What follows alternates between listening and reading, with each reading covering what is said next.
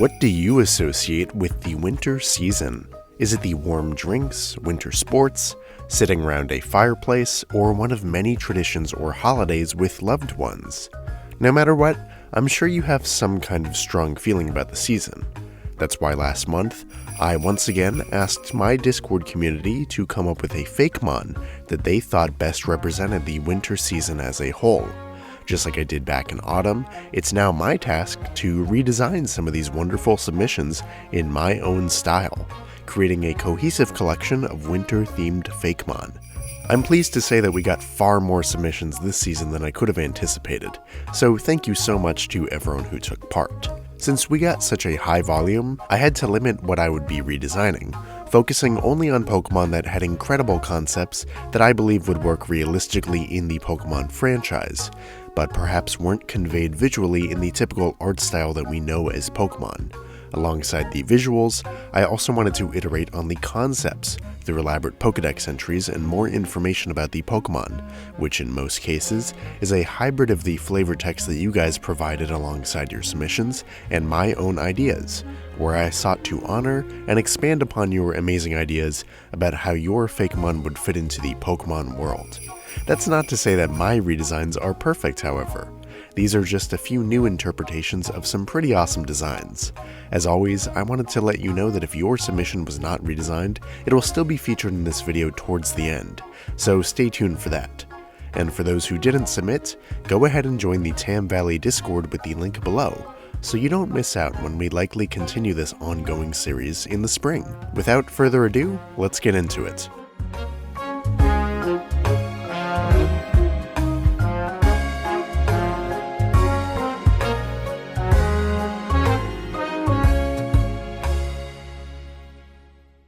First up, let's dive into one of the most recognizable elements of the winter season, in most parts of the northern hemisphere at least, snow. That's right, there's nothing more wintry than a fresh pile of snow or a snowman, which is brought to us by Shafts 2, with Snowbi and its evolution, Blizzsnow. I love the charming simplicity and iteration of this evolution line. I'm surprised by the fact that Pokemon has not done a pure Ice-type family just like this. It's doubly endearing given the fact that this Pokemon's face is the snow, not the snowman, so my version is not all too different, just drawing it in a style more akin to Pokemon's official artwork, and of course retaining the snowman face and the snow face. I did remove the mouth, however, so this Pokemon looks more like a snowman in disguise, with its ice crystal eyes possibly doubling as buttons for the snowman. I also realized this Pokemon looks like an ice cream sundae, which is so adorable.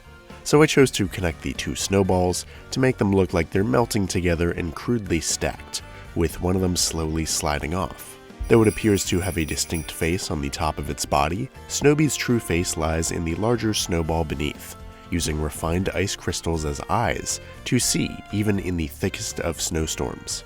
They were born from only the purest of snowfall, compacting themselves easily and stacking additional snowballs on their heads for amusement, though it often slides off if Snowbi moves too suddenly.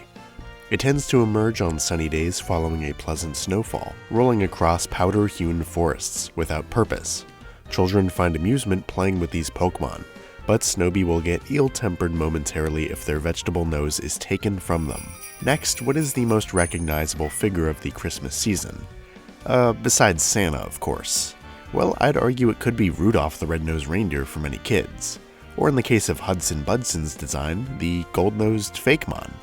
This is an excellent concept that blends a jackrabbit and deer, while of course honoring both holiday lights and the story of Rudolph. So let's keep all these concepts and just tone it down to be less fierce, which I did to have a more believable personality for the concept, for what I imagine is a first stage in an ongoing evolution line. I also interpreted these stripes to be sources of lights themselves, hence why its body can glow in my version just the same way its horns and nose do. I also added the same glow shading to all these elements, and I think that turned out pretty successful. I also made its feet hooves, not only to more explicitly reference a reindeer, but also to bring in that holiday light bulb vibe, since the ankles glow as well and are semi-round in shape, so it looks like the glowing bulbs on a light strand that you would put on a tree. This concept was so fun to interpret. with my only regret being that I wish I made this Pokemon retain a little bit more hybridized deer and rabbit elements. Galloping through the skies at blistering speeds, these Pokemon love nothing more than to guide those lost in blizzards and snowy mountains back to safety. If it passes another Pokemon it flies, it will eagerly try to race it through the night sky. It possesses a natural advantage in the night skies, as it can illuminate even the darkest of clouds. The organ at the tip of its nose acts as both a light source and a generator for its electric-type attacks. Its horns act as lightning rods, retaining an immense amount of electricity when struck by a bolt. Rudalap can then discharge this energy at its foes, though it has trouble controlling the direction of the attack. Next up, Toasted fittingly provides us with this incredible concept in Gingerbrave, a very adorable and fierce gingerbread man that wears knight's armor. Really, the concept is rock solid, or I guess baked solid. So the main task is just to simplify the details and expand on the lore of this curious creature to see what it would be like in Pokemon. Here's my version, which has more bendy limbs to look more nimble, but also more brittle. I also made this entire guy frosted on the edges to give it a more unique look and drive home that it's made out of food. I also turned to the costumes and shoulder pads in traditional depictions of nutcrackers, hence the buttons and laces on the chest, which drive home the fact that this guy is ready to battle with that candy cane anytime. Legends say this Pokemon is actually a gingerbread cookie that was left to cool on a windowsill on a winter night, becoming imbued with the valiant spirit of a fallen knight who wished to fight on. Gingerbrave is a tenacious and hardworking Pokemon, always seeking to defend smaller Pokemon from bullies. Though few Pokemon are smaller than it, it will never back down from a fight, and it will rebuild its signature Candy Cleaver no matter how many times it gets broken apart in combat. This Pokemon emits a sweet aroma that can quell fighting and disorient its foes in a pinch. Next up, why don't we turn to some more spooky depictions of the winter season and take a look at this submission from Krebs, Punycore. This seems to be a rotting pomegranate, fitting since this is a winter fruit. I can also see this Pokemon pulling in zombie elements, which could easily fit into the Halloween season. So for my redesign, I made sure to incorporate general elements of decay, of plants dying in the winter, not specifically zombies, though this is a ghost type. So I chose to accentuate this Pokemon's rotting leaves on top, as well as giving it rotting patterns on the body to make sure it looked bruised and decayed. I also made sure to note that the eyes are the last seeds remaining in the body, which are sitting in the hollowed out flesh that forms a frowning face, almost like the sad drama mask from classic Italian theater, further highlighting how this Pokemon would fit into a Mediterranean region, as pomegranates grow in that part of the world. Seeing this Pokemon is a clear sign that winter is approaching. When snow is on the ground, it spreads its frost-resistant seeds wherever it can trudge, wandering aimlessly across fields and through forests. On cold, windy nights, the breeze may travel through their hollow face and emit an eerie whistle.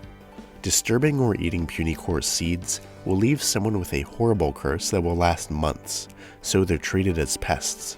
In cold weather, discarded seeds may sprout brand new Punycore, so one must be careful not to let this Pokemon roam in areas where they are unwanted. When spring comes, they burrow underground, where they hibernate until winter approaches once again. And just like that, the Winter Art Challenge is complete.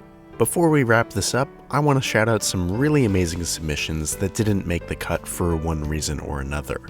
Some notable honorable mentions include Charge's Hollyfay, a seasonal evolution to Comfey that I think is truly perfect in terms of design, proportion, and concept. Really, the only thing that I would have been able to do is color this Pokemon in fully. I also like Bloody 359's Imperno, a unique fire and ice type. If this design was simplified down a little bit, I think it would be really cool, and given more time, I would have loved to have worked on it. Auk drew up these really cool abstract deer Fakemon, Charvid and Castantler. I think if you expand upon their designs and make it more clear that they're made to look like those triangular angel ornaments, I assume, you'd have something pretty special. I also love Serafrost, this icy angel that references tons of world cultures between its no mask, talisman, and of course, biblical accuracy. Is it too creepy for a Pokemon?